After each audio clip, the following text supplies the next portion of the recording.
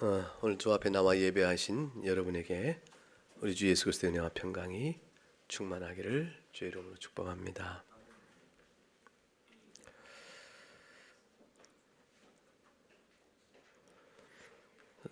세례 요한이 세례를 베푼다는 것은 그 당시 유대인들에게는 굉장히 사실 이상한 일이었습니다. 왜냐하면 세례를 아무나 그냥 하는 게 아니거든요. 그냥 아무나 나타나서 야 와라 내가 세례 줄게 이럴 수 없는 거거든요. 그러니까 누가 이 세례 요한이 세례를 베푼다는 소식을 들었을 때 분격해 했겠어요? 당연히 이제 그 당시 종교 지도자들이죠. 그 가운데서도 소위 하나님의 율법과 장로들이 내려준 전통에 대해서 우리보다 더 잘하는 자가 없고 잘 알 뿐만 아니라 그것을 우리보다 잘 지키는 자가 없다고 생각했던 누구? 바리새인들은 이걸 가만히 둘 수가 없는 거죠. 당시의 지도자들이었으니까 영적 감독을 해야 하는 겁니다. 사람들을 보냅니다. 보낸 자들이 제사장이요 레위인이었다 되어 있습니다.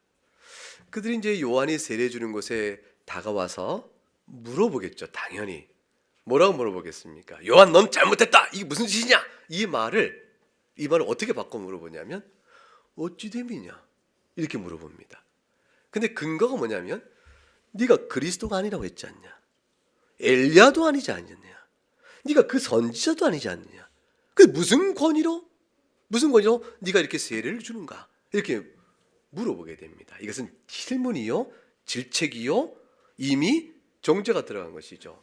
그럴 권위가 없는 것이 분명하거늘 어찌하여 감히 세례를 주는가라고 물어본 겁니다.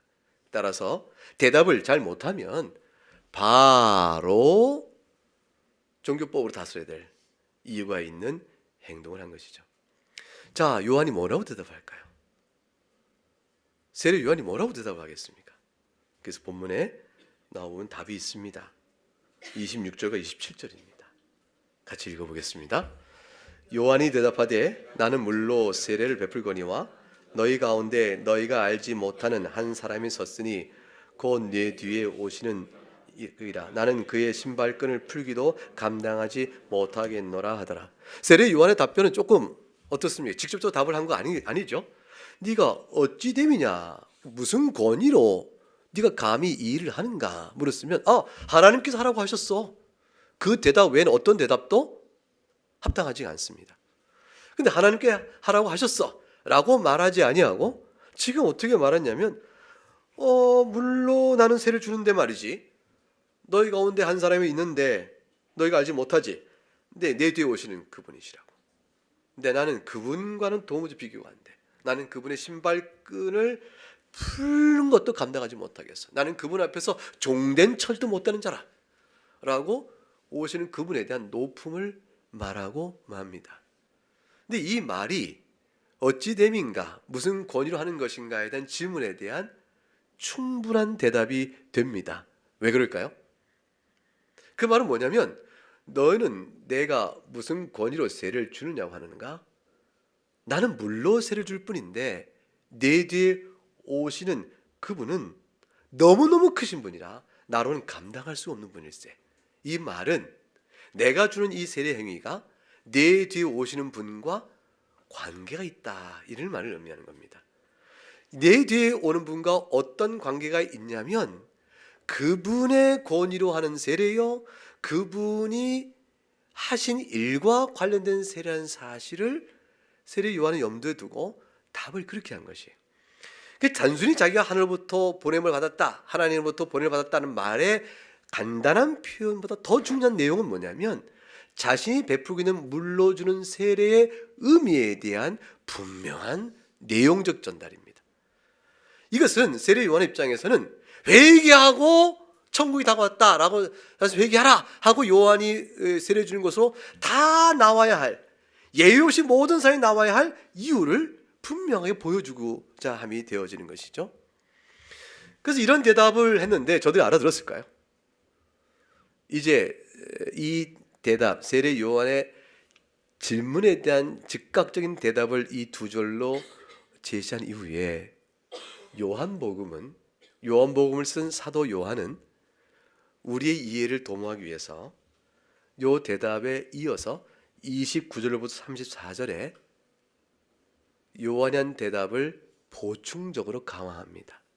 다 세례 요한이 한 말을 가지고 사도 요한이 직접적인 질문에 대한 대답의 말에 덧붙여서 그 대답의 의미를 계속해서 29절부터 34절까지 풀어주고 있습니다. 자, 어떻게 풀어주고 있을까요? 네가 세례 줌이 어찌 됨이냐, 무슨 권위로 하는 것이냐 라는 질문에 대하여 뭐라고 대답했다고 그랬습니까? 내 뒤에 오시는 그이라, 그란 그의 신발끈을 풀기도 감당하지 못한다 라는 것이 대답이었는데, 29절부터 사도 요한, 요한복음의 저자인 사도 요한은 세례 요한의 다음 같은 말들을 계속 이끌어 적습니다. 자, 뭘까요? 첫 번째 29절, 내 뒤에 오시는 그 이가 누구라고 말하죠? 세상 죄를 지고 가는 하나님의 어린 양이라. 세상 죄를 지고 가는 하나님의 어린 양이라는 말은 속죄자이에요. 속죄양. 아니, 속죄의 양이다. 그로 인하여 죄사함의 제물이 있다. 이런 말을 요한이 얘기합니다. 30절, 근데 그는 나보다 먼저 계시니, 내 뒤에 오시나 나보다 먼저 계시니, 그는 영원부터 계시니요, 그의 높으심은 나는 비교할 수가 없는 자라 라고 말하고, 31절에 나도 그를 알지 못하지만 나는 그를 여러분에게 이스라엘 가운데 나타내 주려고 지금 내가 이렇게 세례를 베푸는 것이요 라고 되어 있으니, 내 세례는 네 세례 자체가 목적이 아니고 이 세례는 가리키는 바가 있는 것이다 라고 말을 하고, 그 다음에 32절에 근데 하나님께서 말씀하기 성령이 비둘기처럼 하늘로부터 내려와 그 위에 머무를 자라 이렇게 말하고, 33절 나를 보내어 물로 세례를 베풀라 하신 그 하나님께서 그렇게 성령이 위에서 내리면 그분이 바로 그리스도인 줄 알라고 얘기하신 분이요, 성령으로 세례를 베푸는 이라고 알라 하셨다. 그리고 34절에 그는 곧 하나님의 아들이다 라고 얘기합니다. 그러니까 29절부터 34절의 내용은 하나같이 세례 요한이 왜 세례를 베푸는가에 대한 이유와 권위의 근거를 다 제시해 줍니다. 네가 어찌 세례를 베푸는가? 감히. 세례는 임의로 할 것이 아니라 하나님이 명하신 권위여야 됩니다. 하나님이 권위를 보지 않으면 누구나 세례를 베풀 수 없는 것이죠. 그 제도 임의로 할 수 없는 것이죠. 세례 요한은 지금 이 대답 속에서 사실 내가 직접적으로 하나님께서 세례를 베풀라고 명하신 바를 받았어 라는 개인적으로 하나님께 받은 계시를 말함과 동시에 이 세례가 무엇 때문에 그렇게 행하게 됐는가에 대한 모든 세례의 실질성, 진정성, 권위성은 바로 내 뒤에 오시는 그분으로 말미암아 주어지는 것인데, 그분은 세상 죄를 지고 가는 어린 양이요, 나보다 먼저 계시니요, 성령이 비둘기처럼 그 위에 내림을 인하여 성령으로 세례 주실 분이요, 곧 하나님의 아들이시다 대답을 한 겁니다. 이것보다 더 강력한 요한 세례의 정당성이 어디에 있겠습니까? 그래서 대답은 간단히 요약하면 이거죠. 그러니까 결국은 하나님의 아들로, 하나님 아들의 권위로 내가 한 것이라. 하나님의 아들의 권위로 했을 뿐더러 내가 주는 이 물로 준 세례는 그가 베푸실 성령 세례를 나타내 보임이라, 이렇게 얘기된 것입니다. 따라서 요한의 세례가 하나님 보실 때 합법적이었으며, 하나님 보실 때 그 요한의 세례의 권위 앞에 머리 숙여 다 순종하여 세례를 받아야 될 필요가 있다는 사실은 성경 곳곳에서 다시 언급합니다. 마태복음 21장에 가게 되면 이런 말씀이 나오죠. 바리새인들이 이제 예수님께 나와서 묻습니다. 당신이 무슨 권위로 성전에서 그렇게 가르치는가? 누가 너에게 성전에서 네가 가르친 바를 말하도록 권위를 주었느냐? 이렇게 따져 묻습니다. 예수님께서 뭐라고 대답하시죠? 그래, 내가 너에게 하나를 묻겠다. 내가 묻는 말에 너희가 대답하면 나 또한 말하리라. 그리고 물으신 게 뭐냐면 요한의 세례가 어디로부터 왔느냐, 그것이 하늘로부터냐 사람으로부터냐 하고 주님께 되물으십니다. 이것은 주님께서 저들이 뭐라고 대답할지 잘 아는 것이요, 요한의 세례의 권위를 인정치 않았던 저들이 예수님께서 하늘로부터 온 자라고 말한들 인정치 않을 것을 뻔히 아시기 때문에 이미 너희가 지은 죄를 다시 또 내게 반복하느냐라고 물으신 것 같아요. 요한에게 따져 물었잖아요. 요한, 네가 세례를 주는데 이게 어찌 됨이냐, 무슨 권위로 네가 행하는 것이냐라고 물었죠. 요한이 대답했습니다. 네 뒤에 오시는 이가 있다. 그는 어린 양이요, 그는 성령으로 세례를 주실 분이요 하나님의 아들이시라. 이렇게 다 말해서 자신이 주는 세례에 하나님부터 오는 권위의 정당성을 설명했으나 저들이 듣지 아니하죠. 안 들은 저들이 예수님의 가르침의 권위, 예수님의 모든 가르침의 권위가 어디서 왔는지 아무리 설명 듣지 않을 건 뻔한 일입니다. 나면서부터 소경된 자의 눈을 탁 뜨게 하시는 은혜를 베푸시자 바리새인이 찾아와 묻죠. 누가 너의 눈을 뜨게 했느냐? 저 예수라. 저들이 말합니다. 눈먼 성이 소경이 되물었죠. 아니, 이상하다. 하늘로부터 보낸 자가 아니면 이런 일을 할수 없는데 너희들도 그를 믿으려고 하느냐라고 묻자 너나 예수의 제자가 되라. 이렇게 말하며 되돌아갑니다. 예수님의 말씀의 가르침이건 예수님이 행하신 어떤 사역도 저들에게는 하늘로부터 온 권위요, 하나님께 부르심 받은 자요, 그가 하나님의 약속된 메시아라는 데까지 해석을 이끌어갈 전혀 의도가 없었고 자기의 죄 아래 가리워진 눈 안에 성경의 이해가 딱 갖춰져 있었던 것입니다. 주님께서 말씀하셨죠. 너희가 말을 하지 아니하니 나도 무슨 권위로 내가 이와 같이 하는지를 말하지 않겠다. 결국은 요한의 세례를 거부한 자들은 하나님의 뜻을 저버린 자요, 그런 자입니다. 요한의 세례를 거부한 까닭이 뭐였을까? 유대의 많은 백성들은 나와서 죄를 회개하고 요한의 세례를 받았는데 왜 바리새인, 서기관, 대제사장들 이런 사람들은 다 오히려 분해하고 받지 않았을까? 그것은 나름대로 신학적 이유가 있었습니다. 그 신학적 이유는 뭐냐면 구약의 백성들도 세례를 받았습니다. 어떤 의미의 세례를 받았냐면 모세 율법에 있었던 구약 교회는 하나님께서 할례를 통하여 그 교인대의 태도를 설정하셨어요. 그래서 누구든지 이스라엘의 진영 안에서 이스라엘의 회원으로 있으려면 할례를 받지 아니하면 되지 않았습니다. 외인으로 나그네로 껴있는 거야 뭐 괜찮았지만 이스라엘의 언약 백성이려면 할례를 받아야 했습니다.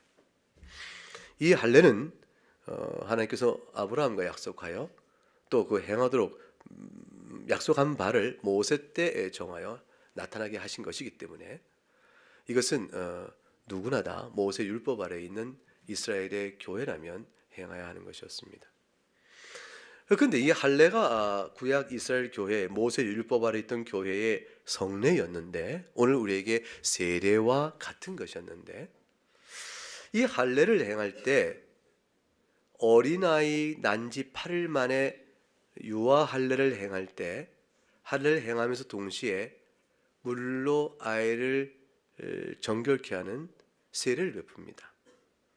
뿐만 아니라 이방인이 할례를 받고 이스라엘 공동체에 들어오게 될 때 또한 정결의 의식으로 세례를 주어 그들을 가입을 시킵니다. 그러니까 구약의 할례를 받는 것이 세례와 같은 성례적 의미이지만 그러나 그 할례를 받는 자들이 새로이 이스라엘 공동체에 들어올 때는 세례라는 구약 안에서도 의식이 있었던 것입니다. 그런데 그 당시에 있는 유대인들은 전부 다 할례를 받은 자들이고 남자들의 경우 그리고 또한 어려서부터 정결의 예에 따라 세례를 받은 자들이 일진데 세례 요한이 유대인들을 향하여 너희가 다 세례를 받으라, 죄를 회개하고 세례를 받으라 하니까 이것은 마치 전체 유대인을 이방인 취급하는 것과 같게 여기시는 것입니다. 아니 우리가 다 이미 주의 할례를 받은 자요, 정결의 은혜를 받은 자, 이거를 네가 마치 이방인이 우리 가운데 들어올 때 할례를 받고 세례를 받듯이 네가 우리를 그렇게 취급하느냐? 우리가 다 이방인란 말이냐? 이와 똑같이 들리는 거예요. 온 유대인들아 회개하고 천국이 다가왔다는 말은 이미 우리에게 임한 천국인데, 메시아가 오시면 우리를 환영할 쉴터인데 네가 어찌 회개하고 세례를 받으라 말하는가? 이것은 우리를 이방인 취급하느냐라는 말과 똑같이 들리는 거죠. 사실은 세례 요한의 메시지는 이방 구약이라는 규례에 따라 저들이 할례 받은 자라는 외적인 의미에서의 하나님의 백성이란 착을 부정한 것은 아니지만, 그것이 그들의 마음으로 내면적으로 또는 영적인 의미에서 과연 하나님의 백성일 수 있겠는가라는 부분에 있어서의 회개 요구성이 있었던 거예요. 너희가 다 할례를 받아서 하나님의 자녀라고 말하지만, 하나님의 백성이 말하지만, 하나님 보실 때 너희에게 회개를 요구하시고 심령 중심에 마음의 할례가 너희에게 있느냐라고 묻는 것과 똑같은 것이었어요. 그러므로 정령코 회개하여 요한의 세례를 통하여 오신 그리스도가 이루실 구원 사역에 따른 의미를 그들이 세례를 통하여 제대로 받고 또 바르게 받고, 그래 그들도 또한 구원에 이를 수 있도록 세례 요한이 그렇게 말씀을 가르친 것입니다. 그래서 누가복음 7장 29절과 30절에 가게 되면 모든 백성과 세리들은, 세리란 말이 꼭 붙어요. 참 이게 세리하게 그 당시 죄인 중에 죄인인데, 모든 백성과 죄인 중에 죄인 세리마저도 이렇게 이미 요한의 세례를 다 받은지라. 근데 이 말씀을 듣고 하나님을 의롭다 사람들은 했는데 비교된 그룹이 있어요. 바리새인과 율법 교사들은 요한의 세례를 거부하고 그들을 위한 하나님의 뜻을 저들은 저버렸다라고 되어 있습니다. 결국 세례 요한을 통한 회개의 세례, 그걸 통한 죄사함의 세례가 그들의 영적 실상에 왜 적절함 필요한지를 전혀 돌아보지 못했고, 그렇게 그리스도 오시기 전에 요한의 세례를 명하신 하나님 뜻도 그들은 받지 못했습니다. 세례 요한은 어떤 의미의 세례일까? 그것은 세례 요한은 구약의 끝에 있는 자지만 구약에 속하지도 않은 자입니다. 즉 요한은 선지자가 그런 의미에서 아닌 것이에요. 구약에 속한 선지자가 아니요, 이미 그리스도가 오심을 본 자이기 때문에 오실 분을 바라보는 구약의 선지자가 아니라 오신 그리스도를 보고 있으므로 구약에 속한 선지자가 아닙니다. 그래도 불구하고 그리스도의 구속의 사역이 실질적으로 성취되기 바로 직전에 있는 자인 만큼 신약의 바로 접경선에 있는 분이에요. 그런데 요한의 세례는 어떤 특별성이 있냐면, 바로 오신 그리스도께서 이루실 구원 사역이 어떤 것일까를 미리 바라보면서 그것에 따라 세례를 선포하고 행하는 것이 되어집니다. 그래서 요한의 세례는 뒤에 오는 예수님의 제자들이 베푼 세례, 승천 이후에 사도들이 베푸는 세례, 그리고 그 이에 오는 교회의 세례와 본질적으로 다 동일합니다. 왜냐하면 다 무엇을 바라보냐면 그리스도를 직접적으로 연결하는 것이기 때문에 그렇습니다. 다만 요한의 세례는 그리스도 오신 그리스도께서 아직 구속사역을 완전히 이루시기 직전에 그리스도를 바라보는 세례고, 그 이후에 제자들이 예수님 생전에 준 세례 또한 그리스도의 구속사역을 바라보며 하는 세례이고, 승천하신 이후에 주는 오순절 성령 강림 이후에 주는 모든 세례들은 이루신 구속사역을 통해 주는 세례입니다. 요한의 세례나 사도들의 예수님 승천 이전에 제자로서 주는 세례나 승천 이후에 사도들이 베푸는 세례나 그 후에 오늘날 교회에서 계속 베푸는 모든 물러주는 세례들은 다 똑같이 오신 바로 그리스도를 바라보고 있습니다. 근데 이것은 구약교회에서 할례와 의미와 같습니다. 할례는 우리에게 두 가지 정도의 특별한 의미를 보여주면서 그것을 확실하게 보증해 줍니다. 구약교회의 하나님께서 그의 백성들에게 약속하신 중요한 영적 사실이 있는데, 구약 모든 백성이 바라고 기뻐하고 붙들었던 하나님의 은혜 약속, 그 은혜 약속이 뭐냐? 그래서 우리 은혜 언약이란 말로 담고 있다는 말이에요.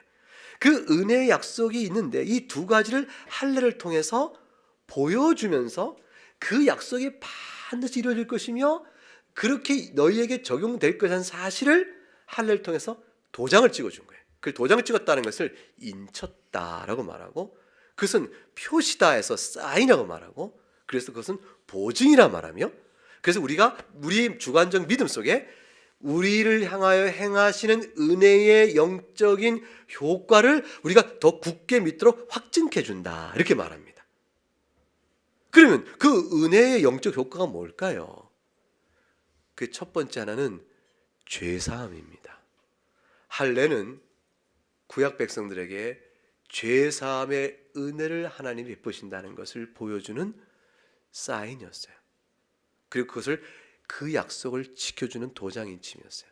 이 사실을 로마서 4장에서 사도 바울이 이렇게 설명합니다. 자, 로마서 4장을 열어볼까요?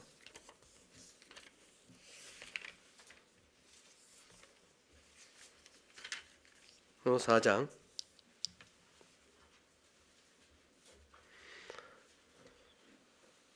1절부터 보겠습니다. 그런즉 육신으로 우리 조상인 아브라함이 무엇을 얻었다 하리요? 아브라함이 행위로서 의롭다함 받은 게 아니지 않느냐. 3절 성경을 잘 봐라. 아브라함이 하나님을 믿으니 하나님이 그를 의롭다고 여기지 않으시는가. 원리가 이렇지 않은가. 4절 일을 해서 뭔가를 받는 건 사기요 은혜가 아니지 않느냐. 그럼 보수다. 5절 근데 일을 안 했는데 그래서 경건치 않은데 율법의 행위를 지키지 못했는데 경건치 아니한데 그런 자를 의롭다 하시는 이를 믿는 자에게 그 믿음으로 의롭다 여기신다면 이것은 6절에 일하지도 않고 의롭다함을 받으니 이것이 바로 은혜라. 이것이 바로 복이라. 이것이 다윗이 말한 것이라. 7절과 9절 같이 읽어보죠. 시작. 불법이 사함을 받고 죄가 가리움을 받는 사람들은 복이 있고 주께서 그 죄를 인정하지 아니하실 사람은 복이 있도다 함과 같으니라. 그러니까 불법이 사함받고 죄가 가리움을 받은 사람, 어떻게 가리움하지 않았더니 8절 주께서 그 죄를 인정하지 않았다. 거저 용서를 받는 사람, 이 사람 복 있다 하고 사윗도 말하지 않은가. 이 복이 그럼 내가 묻건대 할례 받은 자에게 주어진 것이냐 할례 받지 않은 자에게도 주어지는 것이냐. 아브라함을 살펴보자. 아브라함이 믿을 때의 의롭다함을 받지 않았는가. 근데 아브라함이 할례를 받은 상태에서 이런 의롭다함을 받은 것이냐. 10절 어떻게 여겨졌느냐. 아브라함이 할례 받은 때냐 무할례 때냐. 아브라함이 당연히 무할례 때거든요. 할례 시가 아니라 아브라함이 할례 받지 않을 때 믿음으로 의롭다함을 받은 거 아니냐. 11절 그가 할례표를 받은 것은 무할례 때에 믿음으로 된 의를 인친 것이니 이는 무할례자로서 믿는 모든 자의 조상이 되게 하려 합니다. 그래서 그가 할례자의 조상도 되고 또한 할례를 받지 않은 자의 조상도 되는 것이니라. 이 말씀을 합니다. 이 얘기는 전체 할례가 구약의 성례로 주어지고 있었던, 할례가 가리키고 있었던 중요한 영적 사실은 뭐냐면 믿는 자를 의롭다 하신다. 그거 사실이에요. 할례는 그 자체가 가리키고 있는 영적 사실이 뭐냐면 믿는 자를 의롭게 하신다. 그리고 믿는 자에게 죄 씻음을 주신다. 그 사실을 할례가 보여주는 것이에요. 이 믿음은 뭐냐면 우리는 타고나서부터 본성상 악하여 우리 스스로는 하나님의 율법 앞에 죽음을 면할 길이 없습니다 라는 사실을 인정함으로 하나님께 정하신 할례의 방식에 따라 사람의 표피 일부를 끊어내어 죽는 자로 주 앞에 서 있게 될 때, 그때 하나님께서는 도리어 그 할례 표를 통하여 살리시는 은혜를 주시는 것이에요. 그래서 할례 받은 자의 심령은 우리가 완전히 부패한 자요 살 길이 없는 자라는 사실을 고백하고 나가야 하는 것이고, 그리하여 할례의 성례를 통하여 죄사함의 은혜를 주시는 은혜를 아브라함과 연결시켜서 믿음으로 의롭다를 연결시켜서 보여주고 있는 것이죠. 그러니 할례는 첫 번째 어떤 영적 은혜를 가리키냐면 믿는 자에게 베푸시는 죄사함이요 의롭다 하심입니다. 두 번째 할례는 그것뿐만 아니라 할례는 마음으로 받아야 한다고 신명기 10장에서 말씀하셨어요. 신명기 10장 15절과 19절을 열어가 보면 이렇게 기록되어 있죠.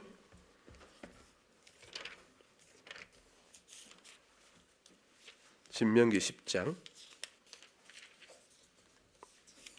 15절과 19절 말씀. 여호와께서 오직 네 조상도 기뻐하시고 그들을 사랑하사 그들의 후손인 너희를 만민 중에 택하셨으니 오늘과 같으니라. 하나님이 너희를 택하여 하나님 자녀 삼으셨으니 그러므로 16절 읽어볼까요? 시작. 너희는 마음에 할례를 행하고 다시는 목을 곧게 하지 말라. 할례를 행하라 라는 것의 증거가 뭐냐면 17절 하나님을 두려워하고 사람을 외모로 보지 않고 뇌물을 받지 아니하시고 고아와 과부를 위하여 정의를 행하시고 나그네를 사랑하여 그에게 떡과 옷을 주시는 하나님인 줄 너희가 알고 마음에 할례 받은 자로서 너희도 19절 나그네를 사랑하라 이렇게 말씀하신 것이죠. 이 사실을 통해서 내면 안에서의 근본적인 변화를 말씀합니다. 이 마음에 받는 할례는 외적으로 받는 할례의 실상을 결정합니다. 그래서 마음에 할례 없이 외적으로 할례를 받고 나서 나 하나님의 자녀야 라고 말해봐야 그것은 합당치 않다는 사실을 로마서 2장에서 사도 바울이 잘 풀어냅니다. 로마서 2장을 가보면 로마서 2장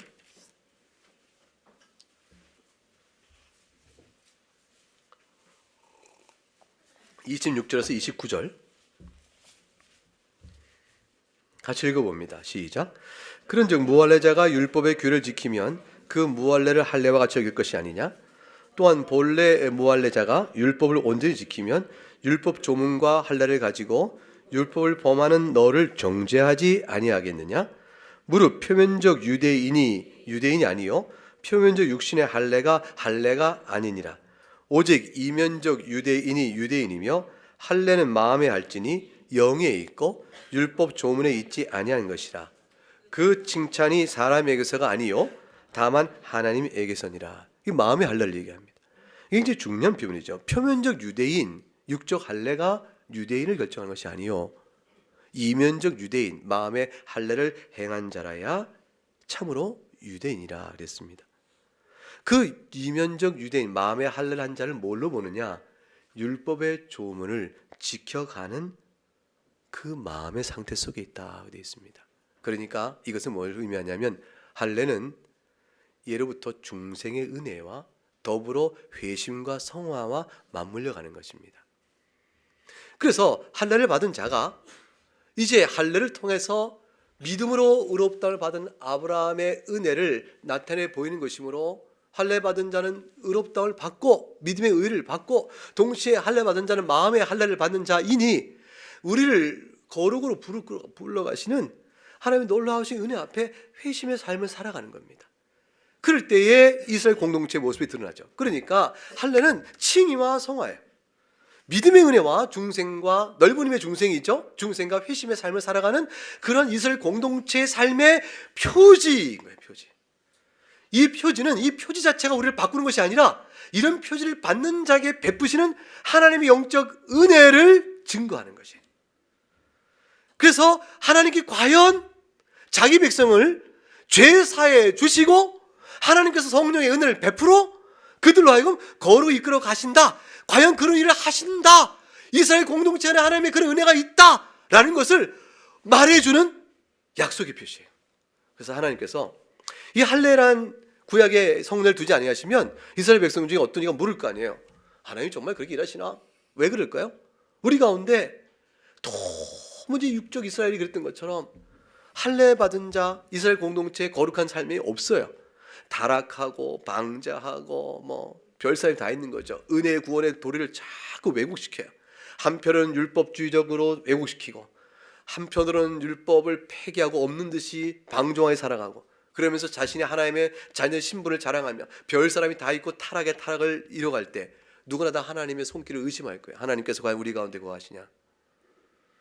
우리에게 베푸신 언약이 과연 유효할까? 이 질문이 나오겠죠.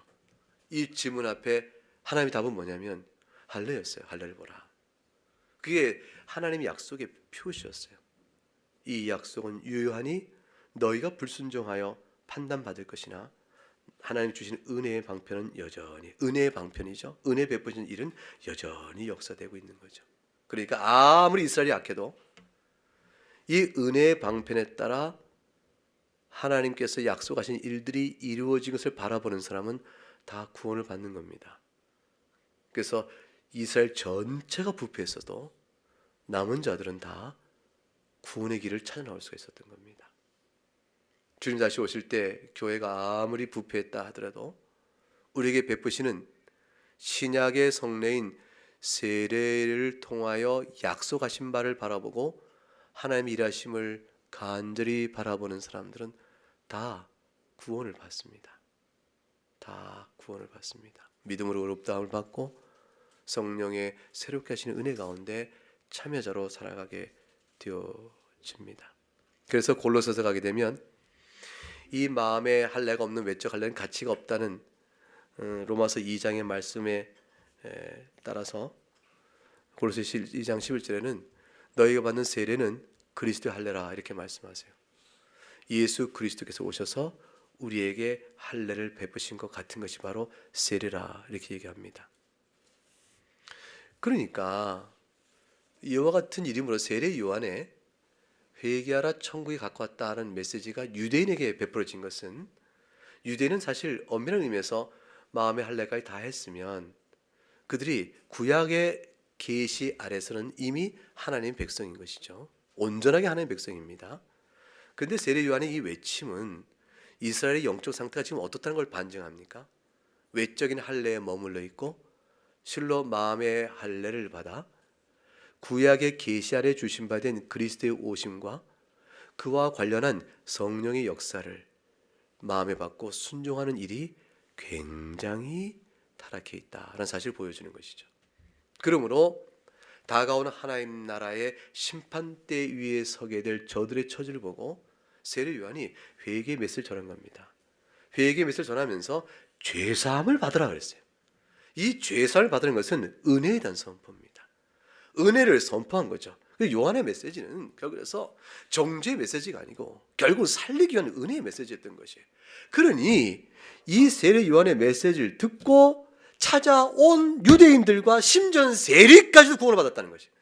세리까지도 다 죄사함의 은혜를 받았는데 저들의 바리새인과 율법 교사들은 멸시하였으니 결국 마음의 할례를 받아야 될 그 근본적인 하나님의 부르심 앞에 마음이 완악하고 패역했던 것입니다.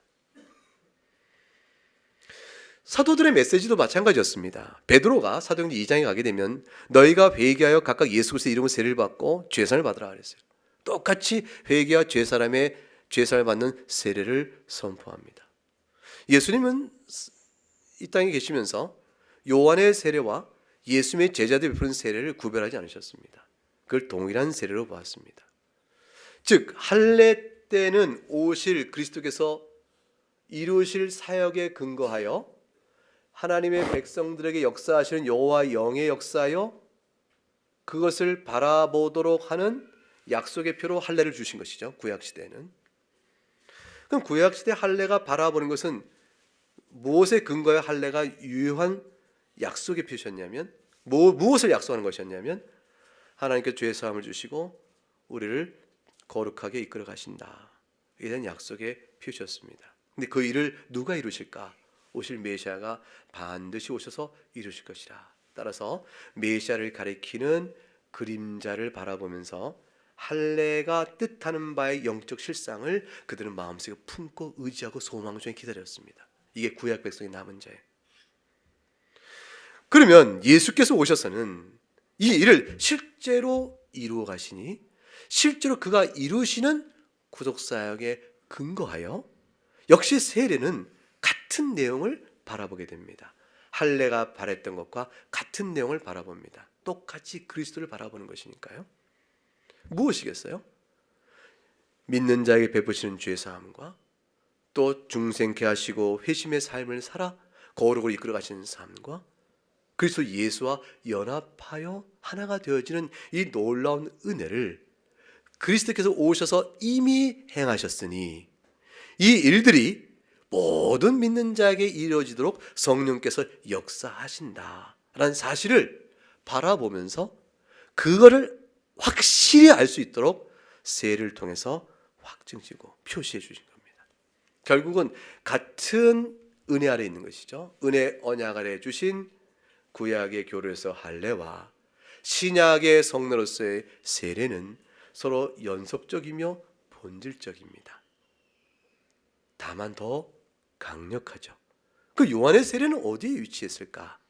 요한의 세례는 신약의 첫머리에 있으면서도 구약의 선지자와는 다른 분이에요. 그런 맥락에서 요한의 세례는 결국 예수님의 제자의 세례와 오늘날까지 베풀린 세례와 본질상 같은 궤 안에 있는 것이니 요한의 세례 받은 자를 다시 제세 줄 필요가 없었습니다. 그에게 복음의 내용과 그리스도의 내용을 가르칠 따름이죠. 그렇게 해서 오늘까지 이끌어 옵니다. 그러므로 회개하라 천국이 가까웠다 라는 말씀 속에 담겨있는 죄사함의 세례를 선포하는 요한의 세례는 오늘 우리에게 주고 있는 세례와 같고, 그 세례는 요한 스스로가 말한 것처럼 주 예수께서 오셔서 베푸실 성령의 세례를 비추어 주는 증거요 표시입니다. 물세례와 성령의 세례에 대해서 간간히 신학적으로 오해가 많습니다. 그러나 오늘 본문은 분명하게 우리가 말해주고 있는 것이 무엇이냐면, 나는 물로 세례를 주지만 성령이 비둘기처럼 그 위에 임하게 된 그분이 오셔서 성령으로 세례 줄 것이니 그분을 나는 예배하고 있다 라고 말한 사실에서 성령 세례와 물 세례의 이 연속성을 보게 되어집니다. 어떤 의미에서 일치성과 연속성이 있는가를 생각해 보면, 물 세례는 가시적인 표시일 뿐입니다. 성령 세례는 그 물 세례가 가리키고 있는 성령의 역사를 직접 보여주는 것입니다. 그러니까 성령의 세례라는 것은 모든 물 세례를 받고자 주 앞에 죄를 회개하고 오는 모든 사람들에게 주어지는 성령의 은혜의 역사입니다. 따라서 여러분들은 다 성령의 세례를 받으신 분이에요. 다시 말하면 물 세례가 약속하고 있는 것, 가리키고 있는 것, 그걸 또 확증하고 있는 것, 그걸 보여주고 있는 것, 곧 믿음의 의의 죄사함, 또한 중생케 회심케 하여 성화로 이끌어 가신 성령의 역사, 마침내 우리 그리스도와 연합하여 하나로 묶어주시는 큰 은혜의 역사, 이 모든 게 그리스도의 영이요 성령의 역사인데, 이 역사가 정말로 이루어지고 있으며 이루어졌음을 보여주는 가시적인 표시가 물세례이고, 이것이 물세례를 통하여 보여주고 있는 이 내용 자체가 성령세례. 그래서 그리스도께서 우리를 위하여 행하신 객관적 구속사역이 성령을 통하여 우리 가운데 미쳐지고 실현되고 있는 모든 재반 영적 사실, 그것을 보여주는 물세례, 그것이 실체가 성령세례, 이렇게 되어집니다. 그래서 세례는 크게 우리에게 세 가지 정도 유익을 준다고 말할 수 있죠. 첫째가 말씀드린 대로 죄 씻음입니다. 믿음으로 의롭다함을 받게 하는 죄 씻음이에요. 디도서 3장 5절도 이 사실을 설명합니다. 우리가 행한 바 의로운 행위로 말미암는 것이 아니고 우리의 죄 씻음은 오직 그의 긍휼하심을 따라 중생의 씻음과 성령의 새롭게 하심으로 되어진다. 그리고 또한 두 번째로 세례의 유익은 로마서 6장 4절, 정말로 중요한 것인데, 우리가 그리스도와 함께 죽는 것이요, 그와 함께 장사되는 것이요, 또한 그리스도를 죽은 자가 살리신 하나님의 영광으로 말미암아 우리도 또한 새 생명 가운데 살아나는 것이다. 그래서 세례를 떼어지면 함께 죽고 함께 살아납니다. 그러면 죄에 대해 죽은 자요, 하나님의 말씀 앞에 산 자로 살아가도록 하시는 은혜, 그것이 세례를 통해서 주어지는, 세례를 통해서 가리키고 있는 유익이에요. 세례 자체가 우리를 중생케 하거나 그런 것이 아니고, 또 물에 무슨 물리적 힘이 있는 것이 아니고, 세례가 가리키는 영적 사실이 있는데, 그 사실 첫 번째는 죄사함과 죄 씻음, 또 하나는 우리가 그리스도 안에 죽고 새 생명 얻는 것, 그리스도 안에 접붙여진 자는 나무 가지가 뿌리로부터 진액을 받아서 영양분을 받아서 열매를 맺듯 세례를 받은 자들은 내가 주 앞에 세례받아 하나님 주님의 보혈로 죄 씻음을 받은 것처럼 내가 이 물로, 그것도 거꾸로 보이는 거죠. 물로 내 몸의 때를 딱 씻기듯 그리스도의 보혈로 내 영혼의 더러운 죄를 다 씻으셨다. 그러므로 그 일들이 내가 그리스도에 이제 연합되어 있구나. 그러므로 내가 마치 나뭇가지가 나무에게서 뿌리를 통하여 진액을 받듯 영양분을 받듯 내가 이제 그리스도의 접붙임 받아서 신령한 말씀의 영향을 받아 죄를 죽이고 거룩한 성령의 역사로 살아간다. 이것이 성령께 나를 살려주시는 은혜의 손길이다. 그 부활의 생명을 누리는 것입니다. 그리스도 부활하신 것처럼 부활된 그리스도의 생명을 누려가는 삶이 세를 통해서 보여주고 있는 실상이에요. 종합적으로 그리스도와 묶어두는 겁니다. 그리스도와 묶어두는 것이죠. 이 묶어두는 은혜 때문에 교회, 보이는 교회 회원의 가시적인 테두리 역할을 하게 되는 겁니다. 그래서 그리스도의 세례는 그리스도와 우리의 연합됨을 또한 보증해 줍니다. 이 사실을 세례 요한이 지금 선포하고 있는 것이에요. 선포하면서 물 세례가 아니라 뒤에 오실 그리스도의 이 사실이 이루어질 것을 말하며 성령으로 세례를 줄 것이라 이렇게 말씀했습니다. 자, 여러분, 우리 모두가 다 물 세례를 받고 주 앞 교회 회원으로 서 있습니다. 이것은 눈에 보이는 물 세례가 우리에게 무슨 힘이 있겠어요? 그러나 여러분의 신앙 고백과 약속의 말씀이 반드시 실제적으로 정말로 객관적이에요. 눈에 보이지 않으나 객관적입니다. 우리에게 적용되는 주관적이라 이렇게 말하지만 실제로 있는 그 영적 사실이 얼마나 견고하고 확실한가를 보여주시려고 물로 세례 주는 일을 통해서 이를 성례로 정하신 거죠. 물로 세례를 통해서 감각으로 느끼느냐, 물로 세례를 주는 이 감각으로 느껴지느냐, 그게 생생하냐, 예 주여 생생하나이다. 그것처럼 나의 피가 네 죄를 다 씻었느니라. 그것처럼 네가 거룩의 삶으로 살아가도록 내 부활에 네가 참여자가 되었느니라. 그 생생한 것처럼 너는 나와 하나이니 결코 내가 너를 버리지 아니하고 우리가 함께 있느니라. 이거를 우리에게 말씀해 주는 겁니다. 요한의 물세례는 오늘 우리가 받는 물세례와 다 같이 성령의 세례를 우리가 실제로 받았음을 보여줍니다. 그리스도와 연합된 자로서 이 복된 은혜를 마음에 감사하면서 한평생 그리스도와 칭칭칭 하나로 연합된 자로서의 기쁨을 누리시면서 성령의 충만한 가운데서 받은 바 성령의 세례의 복됨이 더욱더 원활히 드러날 수 있도록 성령 하나님께 도움을 구하면서 살아가는 여러분 될 수 있기를 주의 이름으로 축복합니다. 함께 찬송하겠습니다.